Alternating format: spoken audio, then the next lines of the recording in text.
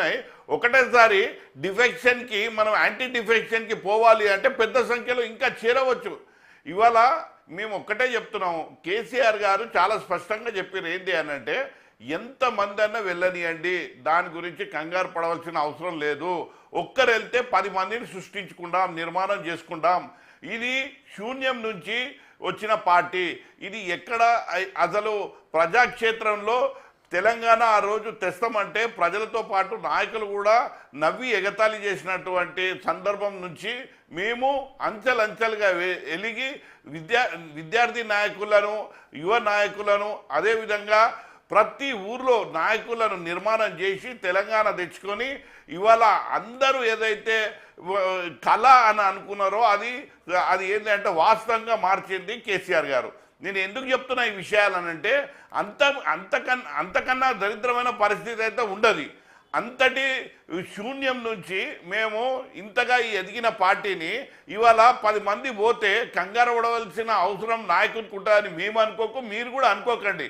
ఎందుకంటే రాజకీయాల లోపల ఇది సర్వసాధారణం. ఎప్పుడైతే 91 నుంచి ఈ అన్ని ఏంటంటే మీరు ఏమంటున్నారంటే ఫిరాయింపు అంటున్నారు, నేనేమంటున్నానంటే మీరు స్థానంలో బీజేపీ పార్లమెంట్ లో తర్వాత 200-300 దాకా గెలుచుకున్న సందర్భాలు చూసాం. లేదు ఉప ఎన్నికల్లో 2006లో 2 లక్షల కంప్లీట్ చేస్తా 2006లో 2,20,000 2,15,000 మెజార్టీతో గెలిచిన కేసీఆర్ గారు పార్లమెంటు కరీంనగర్కి 2000 ఎందుకు వచ్చాడికి 15,000తో మాత్రమే గెలిచిన సందర్భం ఉంది. అట్లాగే 2008లో 16 మంది రాజీనామా చేస్తే 7 మాత్రమే అసెంబ్లీ ఎన్నికలు గెలిచారు. ఇవన్నీ చూసి ఆ పార్టీ అంతరించిపోయిందని కాదు కదా. 10 సంవత్సరాల అధికారులు తెలంగాణ సాధించడంతో పాటు 10 సంవత్సరాల అధికారులు కూడా ఉంది కాదంటలా. ఆందోళన ఇతర పార్టీలతో ప్రజలతో కాదు, సొంత పార్టీదే బీఆర్ఎస్ ఆందోళన చెందుతున్నట్టుగా కనపడుతుంది. ఇక్కడ ఇతరులకు ఏం ఆందోళన, ఇంత అవసరమైంది ఆ పార్టీ అంతరించిపోతుందని ఎవరు అనుకోరు. అది అనుకోవాల్సిన అవసరం కూడా లేదు వాళ్ళకి.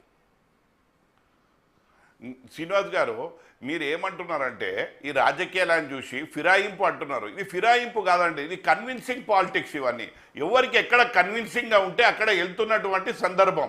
దీన్ని మనము దూరదృష్టితో చూడాలి, ఒక గొప్ప విజన్తో చూడాలి. ఇలాంటి నాయకులు పోతే అస్సలు చెల్లించవలసిన అవసరం లేదు.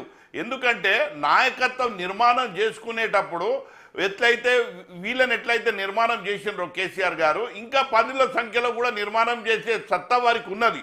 ఇప్పుడు ఎంపీ గారు చెప్పారు ఏంది అని అంటే, అసలు నైతికత మారల్స్ ఇప్పుడున్న రాజకీయాల లోపల ఎవరు మాట్లాడుకోలేనటువంటి పరిస్థితి.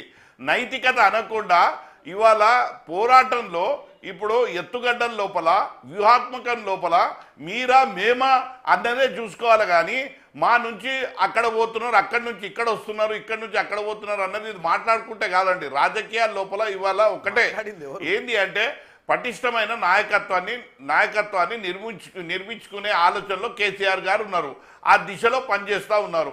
ఇంకోటి వారు అనే మాట ఎట్లుందంటే, అసలు 10 సంవత్సరాలు కేసీఆర్ గారు కనబడలే, అసలు ప్రజలకు అందుబాటులో రాలే, అసలు నాయకులకు అందుబాటులో రాలేదంటే, కేసీఆర్ గారు తెలంగాణ తెచ్చుకొని మొదటి ముఖ్యమంత్రిగా తెలంగాణలో ఆయన యొక్క మార్క్ వేసి తర్వాత 5 సంవత్సరాల తర్వాత కూడా మళ్ళీ బంపర్ మెజార్టీ ఎట్లిచ్చిందంటారు?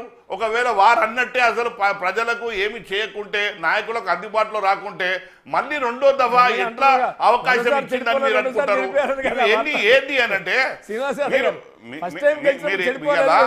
ఇప్పుడు 3వసారి కూడా జనం అనుకునేది కానీ జనరల్గా వాటర్లు కూడా గమనించినట్టుంది. తర్వాత మళ్ళీ 3వసారి అవకాశం. ఇప్పుడు ఆంధ్రాలో